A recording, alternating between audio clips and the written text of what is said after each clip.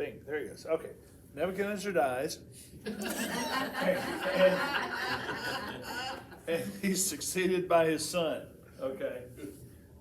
His son is killed, murdered by his brother-in-law in 560 BC.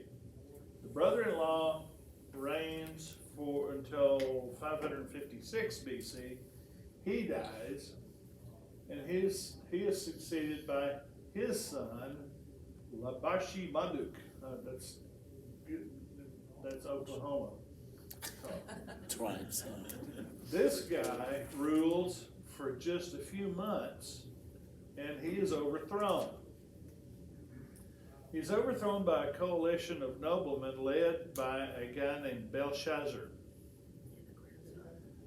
Belshazzar and his cohorts make Belshazzar's father, Nabonidus, king.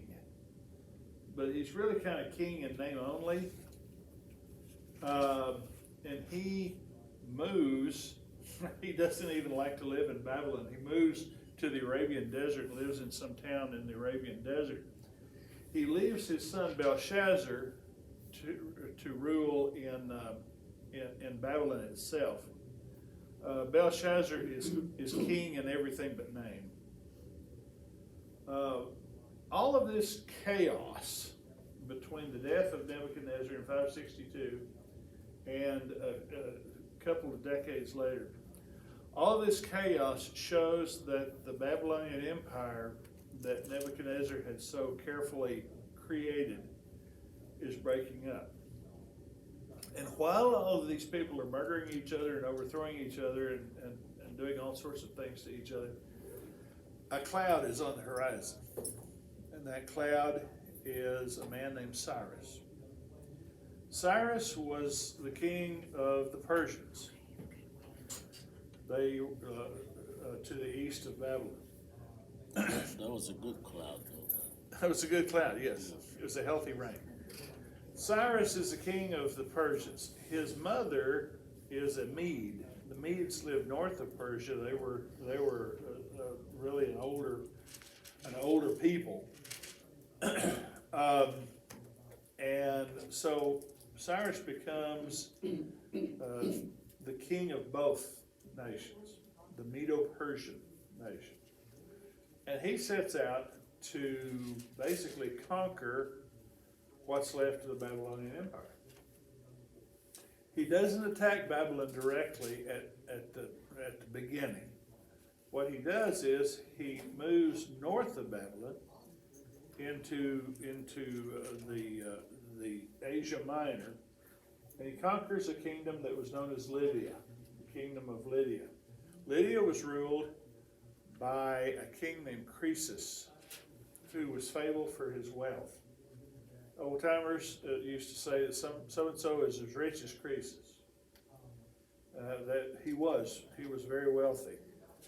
But the Persians move in and conquer, and so now you've got this kind of semicircle that's surrounded Babylon here. My Western civilization professor in junior college used to tell a story. I haven't verified it anywhere, but he used to tell a story that the Persians under Cyrus were moving west, coming toward Lydia, and Croesus decided to buy Cyrus off, and he sent him half of his wealth to buy him up. Said Cyrus took a look at it and said, I'd like to have the other half, and kept going. And so they were defeated, and now you've got this threat on the horizon. Finally, they move into Babylon. There is a battle. The Babylonians are defeated, okay? And the Persians roll up to the city of Babylon. And that's where you have Daniel 5, which is not our lesson text, but it's part of the background. Daniel 5 is Belshazzar's feast. The Persians are outside the gates, and Belshazzar, the idiot, is having this big banquet. And all of this stuff, and he's just celebrating like everything was fine. And he brings in, as part of it, I'm sure they're kind of drunk at this point, but they bring in the gold vessels that had been taken out of the temple in Jerusalem. And they're using them for drinking vessels in their drunken feasts. And God's had enough at this point. And this is where a hand appears writing on the wall. You've heard the handwriting on the wall. This is it. And he writes a message. Nobody can interpret it. Nobody can tell him what it says, so they call in Daniel. Daniel says, "You're done. God has numbered your kingdom and put an end to it. You have been weighed on the scales and found deficient. Your kingdom has been divided and given to the Medes and the Persians." And so this was the message. What they didn't know was that under the walls of Babylon, there was a tunnel. And the tunnel was made so that the river Euphrates could flow through the city. It entered the city in one hole and went out another hole. Cyrus has his combat engineers, which we would call them today, dig a canal and divert the water of the Euphrates around the city so that it no longer flows through this hole, and what you have is an opening in the wall. And they go through the wall, and Babylon falls without a fight. As a matter of fact, the inhabitants of Babylon were so sick of the ruling people that had followed Nebuchadnezzar that they actually kind of welcomed the Medes and the Persians as liberators. And Belshazzar dies, and the Persians are in control. So we come to chapter 5, verse 31. So Darius the Mede received the kingdom at about the age of 62. Now, who was Darius the Mede? A lot of controversy over who was Darius the Mede, because the king was Cyrus. There are two theories. One is that Darius was Cyrus's throne name. The kings would sometimes take the throne and assume a name. Another theory is that Darius was, it says he was a Mede, he was a co-ruler with Cyrus for a couple of years and then passed away. And there's reasons that they say that. So Darius is actually in charge in Babylon, and he has the kingdom. Now we come to chapter 6, because Daniel is still around. Someone read chapter 6, verses 1 and 2. Darius decided to appoint 120 satraps over the kingdom, stationed throughout the realm, and over them 3 administrators, including Daniel. These satraps were to be accountable to them so that the king would not be defrauded. Okay. So the satrap was under the Persian Empire. The satrap was an office that was a territorial kind of guy. They would evolve into basically governors of provinces. And later on, when they were fully developed, I don't think there were 120 of them. At this stage, the office is still developing, and there's like 120, as he says. But he lays them out, and then over them he puts kind of supervisors. They were people whose, my translation says commissioners. They were to basically watch the watchers, and to make sure that nobody caused the king loss or did something that would harm the government. Then we come to verse 3. It says, and Daniel, because he was one of the commissioners, began distinguishing himself among the commissioners and the satraps because he possessed an extraordinary spirit. And the king intended to appoint him over the entire kingdom. So the king is going to move Daniel up a notch to where he's over the other people because of Daniel's abilities. And we have seen Daniel from the beginning of this book till the time he was a teenager, there was just something about him that inspired confidence. There was something about him that inspired ability, competence, and that something was his extraordinary spirit. And we know that it was a God thing. Mm-hmm. His extraordinary spirit is because he was sold out to be God's man. And God had placed him in these positions of influence and responsibility because of his devotion to God. And God's had a plan to put him in the halls of power. And it's the same here. The Babylonian rulers are gone. The Persians are in control. A new empire has arisen. Daniel just moves seamlessly from one to the next because he was never dependent upon Nebuchadnezzar. He was never dependent upon these other rulers. He was always dependent upon God, and God protected him, and God puts him in this place. Now that's the background of this. You think the king knew about his Daniel before that? Before that, well, he would have known Before about it. invading the Babylonian, did king knew about Daniel? Oh, I'm sure he did. I mean, you couldn't move into Babylon and take over and become familiar with what was going on without knowing about somebody like Daniel. He was. I don't know his God thing, but he has to know something about Daniel. I think so, because he wouldn't have known who to appoint. Right. Now, one of the disadvantages of being elevated through the grace of God is the people that sometimes you have to deal with.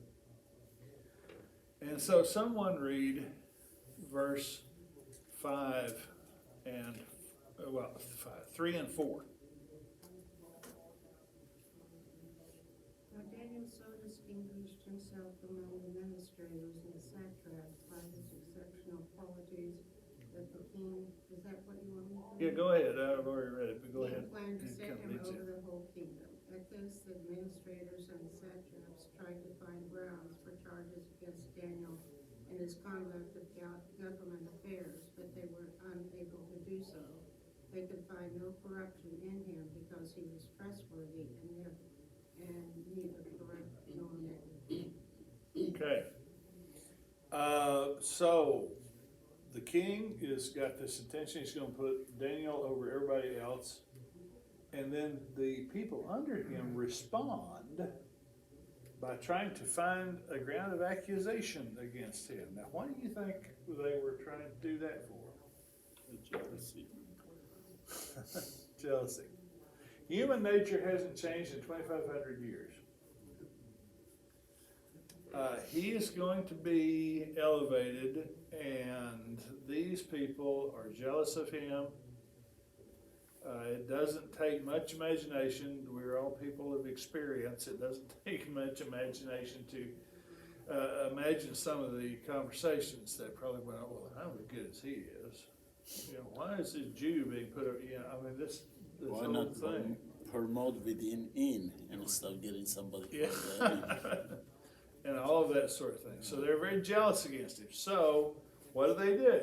Well, they go to social media or whatever of the day, and they're trying to find something that he has done or something that could be used against him. You know, find a Twitter tweet that he tweeted out that they can be, you know.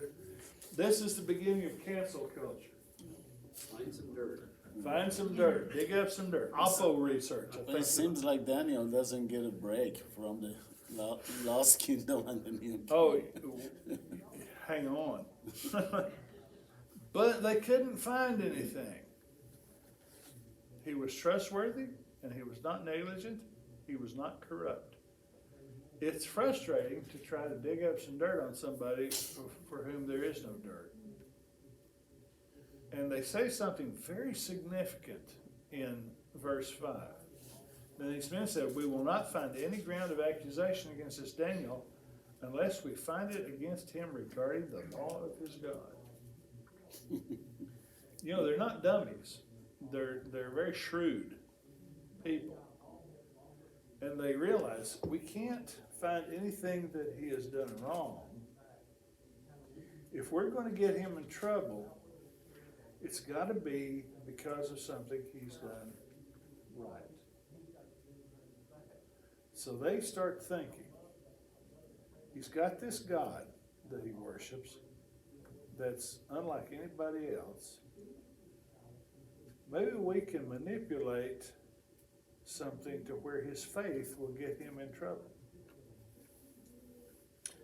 Then these commissioners and satraps came by agreement to the king and spoke to him as follows: King Darius, live forever. That's just protocol. You said that.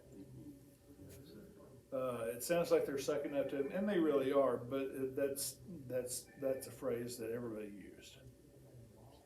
All the commissioners of the kingdom, the prefects and the satraps, the counselors and governors have consulted together that the king should establish a statute and enforce an injunction that anyone who offers a prayer to any god or person besides you, O king, for 30 days shall be thrown into the lion's den.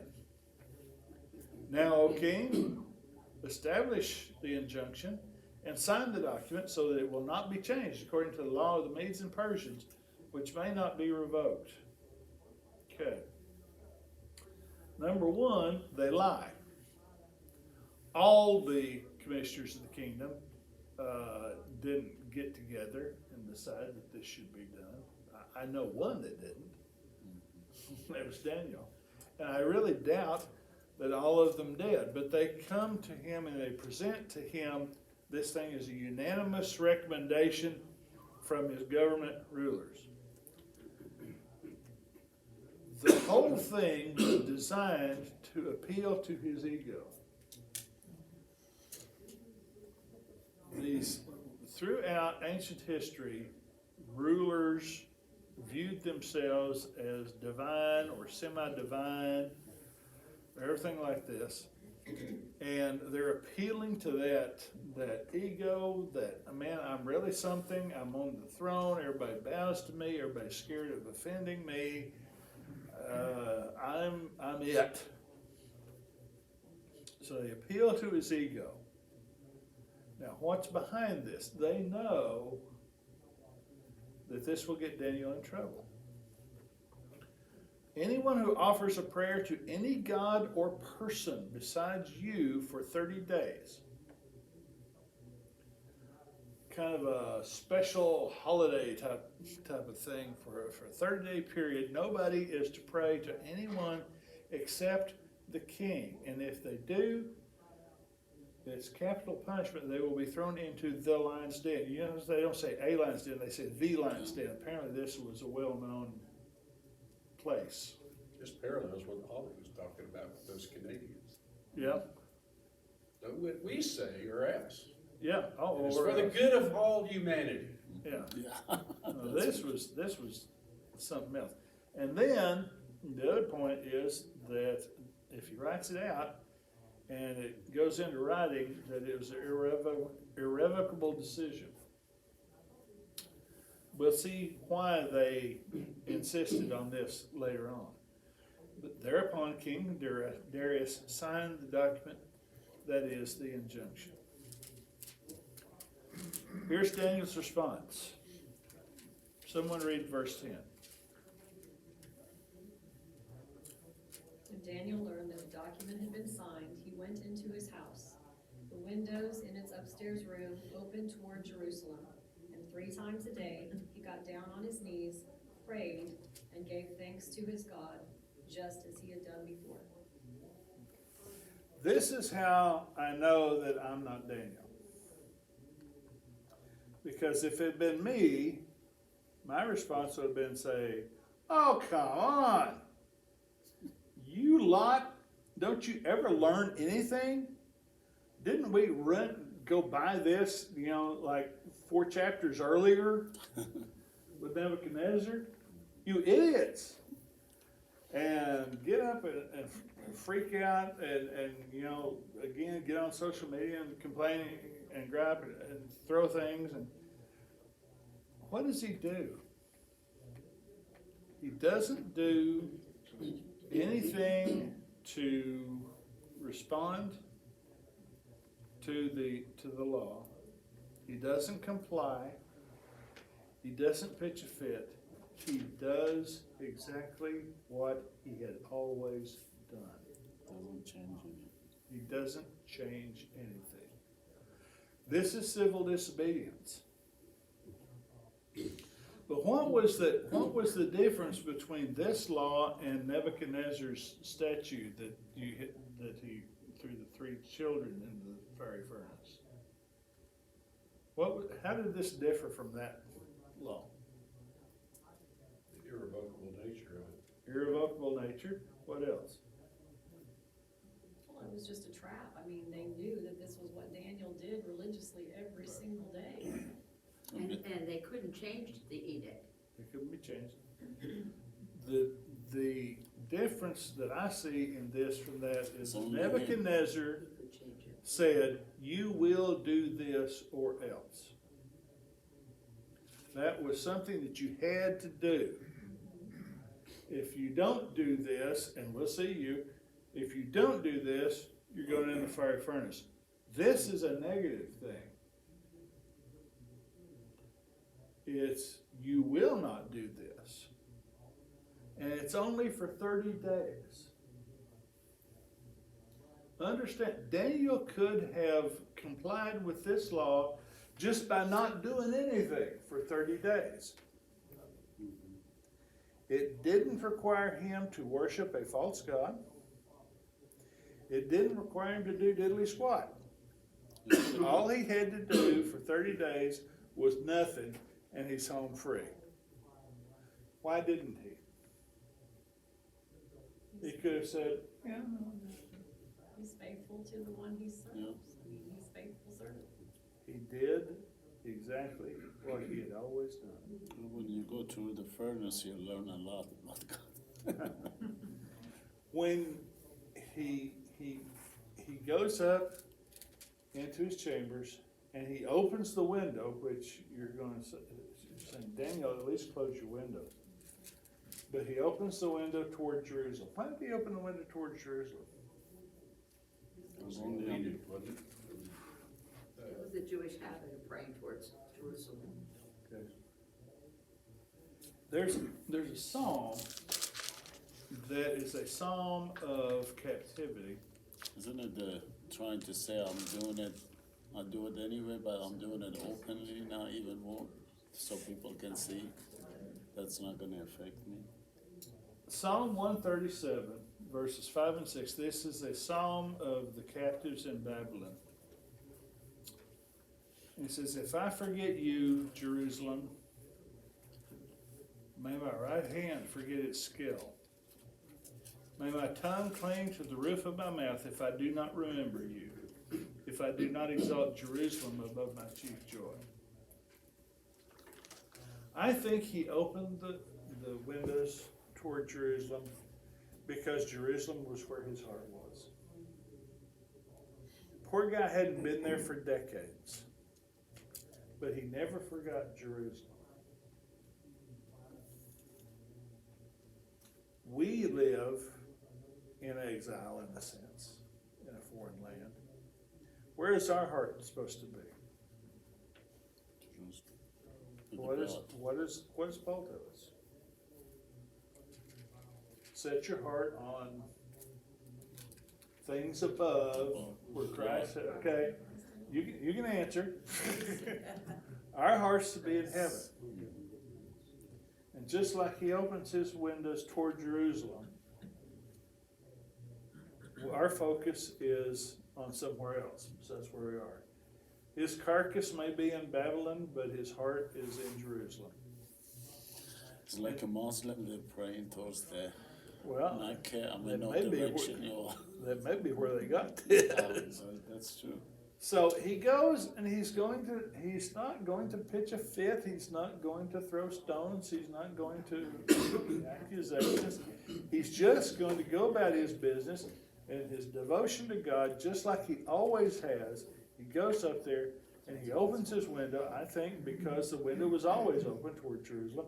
He just does the same thing that he's always done, except that now what he's doing is illegal. I mean, he's around 90 years old, so, Well, he's pretty old, yeah. yeah. And this old man who had done this all the days of his life continues to do it. Well, you can see him doing it. I mean, he's not trying to hide. He's not trying to get in anybody's face, but he's not trying to hide it either. And so these men, in verse 11, came by agreement and found Daniel offering a prayer and imploring favor before his God. Okay, tattletale time. And isn't it something too also because they passed this law and these people came to the king, told him that because they see Daniel every day is praying towards Jerusalem. So they already witnessed that, so that's Right. why they came with this one to tell. So they go by, then they see him doing it again. Well, that's the whole purpose. They knew what he was gonna do. And so they're just sitting there waiting. I mean, they go right, the decree's been signed. Okay, it's Time. Daniel's prayer time, let's go watch. So they approached him and spoke before the king about the king's injunction. Did you not sign an injunction that any person who offers a prayer with God or any person besides you, O king, for 30 days is to be thrown into the lion's den? But the king replied, the statement is true according to the law of the Medes and Persians, this may not be revoked. Verse 13, then they responded and spoke before the king, Daniel, who is one of the exiles from Judah, this foreigner, pays no attention to you, O king. You see, they're making it personal. Pays no attention to you, O king, or to the injunction which you signed, but keeps offering his prayer 3 times a day. This is like the little kid in the neighborhood. Matthew Smith, do you know what Billy's been doing? They just go to him because this was the whole purpose of the entire thing. And I think the king knows at this point, he realizes what has been going on. He sees it. But because of the law, he can't change it. And this is why they wanted him to sign a writing, because under the law it was irrevocable. The king is trapped, he's been trapped, and he knows he's trapped. Then as soon as the king heard this statement, he was deeply distressed and set his mind on rescuing Daniel, and until sunset he kept exerting himself to save him. Executions were supposed to be carried out the same day. They were pronounced, and so that's the sunset deal. He tried to figure out a way around it all the rest of the day because he wanted to save Daniel. Isn't it striking that, God. they would have looked at Daniel, he got conquered by the Babylonians, and they conquered the Babylonians. So from that standpoint, you'd think Daniel would hardly be anything. He's a slave, he's imported in, he's nothing, but he's already got high regard. The king has high regard for him. Right. Of a captured slave by his predecessor. And now you can see too why his advisors are, so aggravated that he's got one of the top 3 positions in the government. Yeah. He's a conquered person from the conquered people. My question is, would he have to learn a new language? Yeah, this would be Persian now instead of, There would be Persian, however, the Aramean was probably still the common tongue of all the people, but he probably would have. that would be his 3rd or 4th language. Yeah. So the king God has given Daniel favor with the king. The king likes Daniel, he respects him, he values him. The king realizes that he has been had, but he Do you think can't the king do has- anything about it. God something done to king to soften his heart like a Pharaoh's. God Yeah. softened Pharaoh's heart, sometimes hardening his heart. So I think God was working on Cyrus too. Oh, yeah. So he tries, tries to figure out a way to save Daniel, and then these guys won't quit. These men came by agreement to the king and said to the king, "Recognize, O king, this law of the Medes and Persians that no injunction or statute which the king establishes may be changed." He's trapped. Okay. So he's going to carry out the law. But listen at the king what he says. Someone read verse 16. Then the king gave orders, and Daniel was brought in and cast into the lion's den. The king spoke and said to Daniel, "Your God, whom you constantly serve, will himself deliver you." That's an amazing statement Yes. from a pagan king. That is an amazing statement from a pagan king. He says, "It's out of my hands, your God, because you continually serve him, he will rescue you." And all these people gonna see that. Yeah. Now, that's not 100% statement of faith. Right. Because, well, we'll figure this out. And a stone was brought and placed over the mouth of the den, and the king sealed it with his own signet ring and with the signet rings of his nobles, so that nothing would be changed regarding Daniel. There's another stone several hundred years later that was rolled over the mouth of a hole and sealed with the seal. That didn't work either.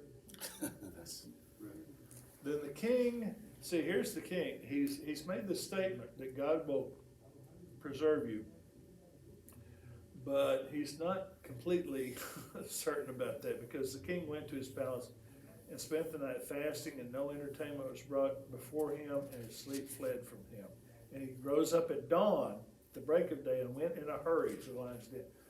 Darius he's exercised over this. I mean, he is emotionally torn up because of this. This is unusual behavior for a king. Kings were supposed to be dispassionate and regal and everything like this, but this guy is worried about Daniel. And when he came near the den to Daniel, he cried out with a troubled voice.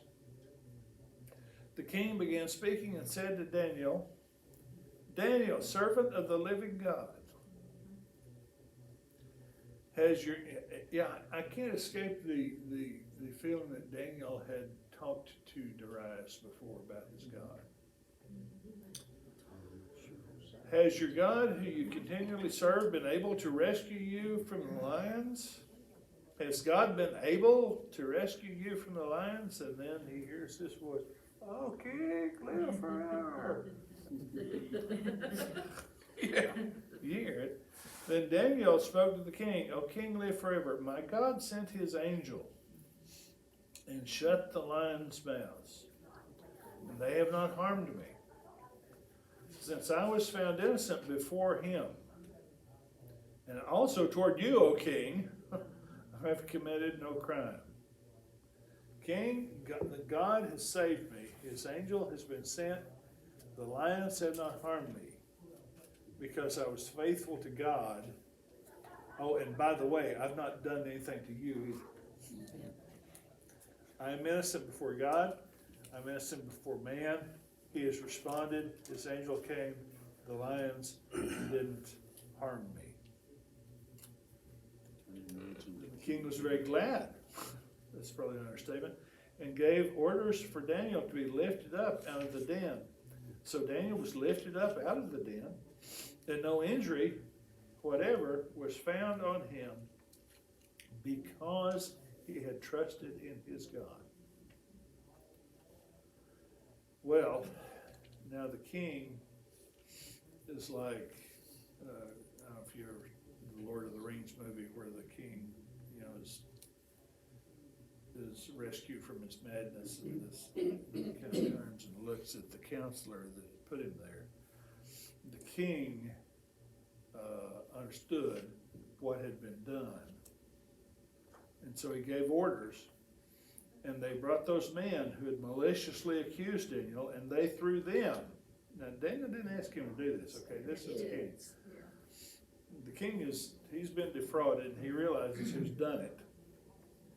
Put them, the men who had maliciously accused Daniel, and they threw them, their children, and their wives into the lion's den. Now, you say, well, that's kind of harsh.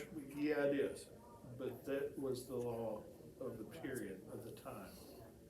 Maybe it was a proof of say, hey, this lion is mean, and Yeah. now he's attacking the other people by left that Daniel alone. Well, I mean, he's putting them in there because they had lied to him Yeah. and manipulated. Their children and their wives went in there too, and that was the law. It's revolting to us in this day and age to think about that, but that was the law. But here's the principle that is in this verse, and that is, sin doesn't just hurt you. That's true. Sin hurts the people around you and the ones you love.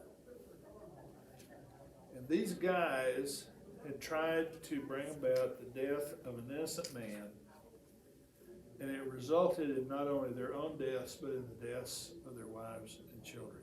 They were evil people, and they caused all of this mayhem out of jealousy. And they had not even reached the bottom of the den before the lions overpowered them and crushed all their bones. You know there were some hungry lions. They had been deprived of one meal. They're not going to be deprived of another. So, then, Darius the king wrote to all the peoples, nations, and populations in all languages who were living in the land. May your peace be great. Someone read verse 26 and 27.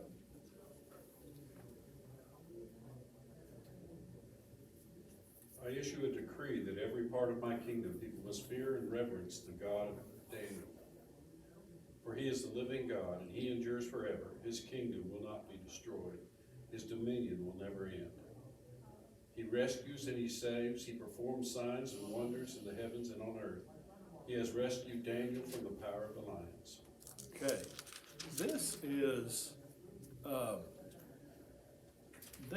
different from Nebuchadnezzar's decree in the fiery furnace. He said, let's see, here it is. Yeah, his decree in chapter 3 was that nobody is to say anything against God. Yes. This goes further. And he says that people should fear God. Again, difference between positive and negative. This time Nebuchadnezzar's decree was negative. Don't say anything against God. This one says you should fear the God of Daniel. So the word, or we would say the gospel, is making progress in this pagan kingdom.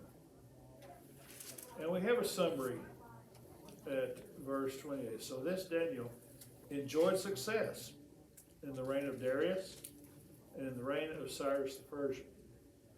This old man, and didn't someone say, somebody said something the other day about the tomb of Daniel. I did. Where This is is it in Persia. Okay. There's a city called Kerman. So he never went home, but he was God's man in a foreign land. And he spent the rest of his life and he had success there. Now this ends the biographical portion of the book of Daniel. The rest of the book of Daniel is a compilation of visions and prophecies that were given him during this time. But this is the life of Daniel. Daniel spent his entire life doing what he always did, and that was being faithful to God. If we live in a land where the authorities become hostile to us, Daniel is our model. We don't fuss, we don't kick up a fight, we don't throw stones, But we don't comply either. You just keep doing what you've always done. And if that gets you in trouble, then that is God's business. It's God's job to save us from trouble, or not. There are many people in the Bible and out of the Bible who the lion's mouths were not shut. You say, well, what then? Well, what then is the answer of the Shadrach, Meshach, and Abednego. But even if not, we still will not comply. We will do what we've always done. And if you think it's necessary to do something to us, then that's on you. But we will continue to worship God just like we've always done. Quiet, consistent, stubborn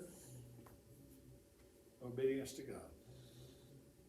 And that, to me, is the real lesson of Daniel in the lion's den.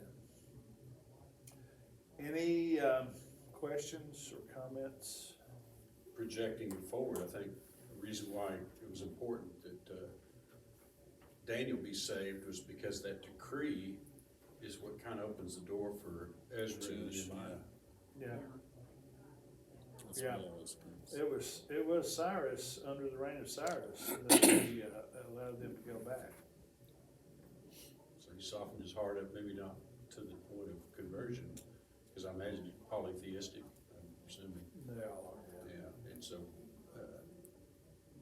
And it it- still opened the door for those guys to get to go back to Jerusalem. Yeah, and extra biblical literature tells us that he did that for a number of people that had been conquered by the Babylonians. They were very, very respectful of that sort of thing. Of course, the book about Daniel doesn't say about the heart. The king changed his heart, but he maybe even become a believer, but he didn't confess it. Because how could you see so many miracles on towards the end of it when he was supposed to kill him because what was the gatekeeper or something above him? He went to the king and falsify about Daniel. He's gonna throw over your kingdom. You need to kill him, and he ended up. The guy was falsifying, got hung. Oh, you're talking, okay. By Cyrus. But Yeah. what I'm saying, the king built his trustworthy towards Daniel, and at the same time, his heart got changed too by witnessing all that. I mean, it's not. We read through the Bible. He been in the den of lions. He hasn't been touched, but to see in it and see the second people that go in there and they're all torn up to pieces, it shows what a mighty God he witnessed, and he probably changed his heart and demeanor towards Jerusalem or Daniel's people. Could have been, yeah.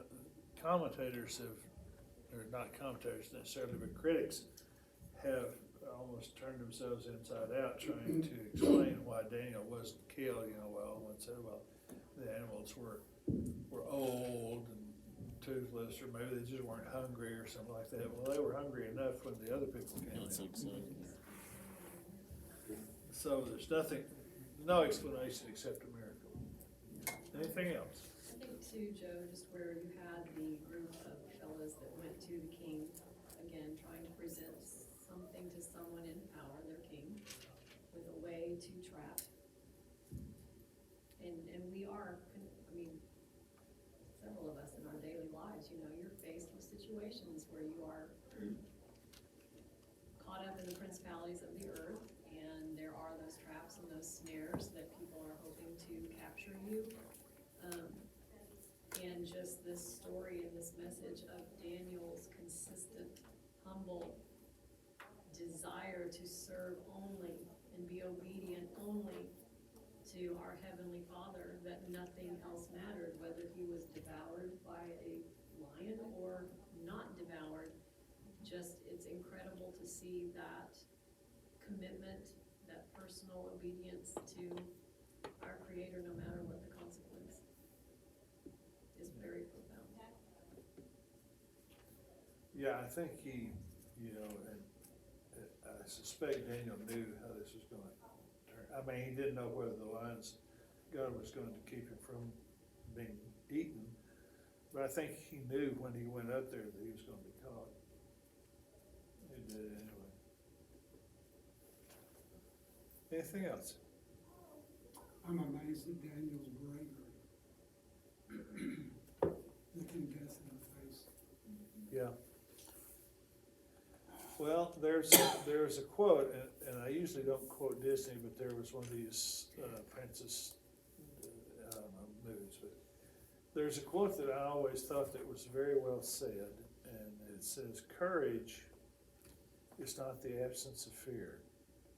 Courage is the conviction that something's more important." And there was something more important.